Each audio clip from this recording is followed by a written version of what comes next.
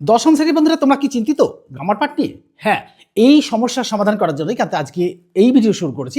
অর্থাৎ এই ভিডিওর মধ্যে দিয়ে তোমাদের দেখাবো যে দশম শ্রেণীতে উঠে অর্থাৎ 9 থেকে 10 এ উঠে তোমাদের যে ইংলিশ বিষয়ে একটা সমস্যা আসে এই গ্রামার পাঠে। এই গ্রামার পাঠের সমস্যাগুলির মধ্যে সবচেয়ে গুরুত্বপূর্ণ হচ্ছে এই প্রিপোজিশন। এই প্রিপোজিশন ভূত যদি মাথা থেকে না নামাতে পারো, এই প্রিপোজিশন ভূত কিন্তু তোমাদের মাথায় চেপে এইচএস পর্যন্ত চলে যাবে, অর্থাৎ 12 ক্লাস পর্যন্ত তোমাদের সাথে সাথেই থাকবে। এই ভূতটাকে নামাতে গেলে কিন্তু আমাদের একটু কিছু জানতে হবে। অর্থাৎ কি জানতে হবে? অর্থাৎ প্রিপোজিশন ব্যবহার করার নিয়মগুলো জানতে হবে। অর্থাৎ প্রিপোজিশন ব্যবহার কী করে করব সেটা কিন্তু জানতে হবে। এর সম্বন্ধে কিন্তু আমি একটা পার্ট অলরেডি তোমাদের সাথে শেয়ার করেছি। আজ কিন্তু দ্বিতীয় পার্ট শেয়ার করব। আর প্রিপোজিশন সারা জীবনের জন্য কিন্তু ক্লিয়ার হয়ে যাবে। অর্থাৎ প্রিপোজিশন নিয়ে আর কোনো সমস্যা তোমাদের থাকবেই না। এই সমস্যাটাকে দূর করার জন্যই কিন্তু আজকে এই ভিডিওটা ভালো করে দেখতে হবে।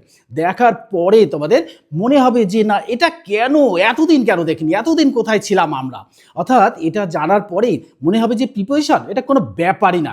এই সমস্যাটাকে সলভ করার জন্যই কিন্তু আজকের এই ভিডিওর মধ্যে দিয়ে তোমাদের দেখাবো কিভাবে এই প্রিপোজিশনের নম্বরটা নিতে হয় আর কি কি মনে রাখতে হবে।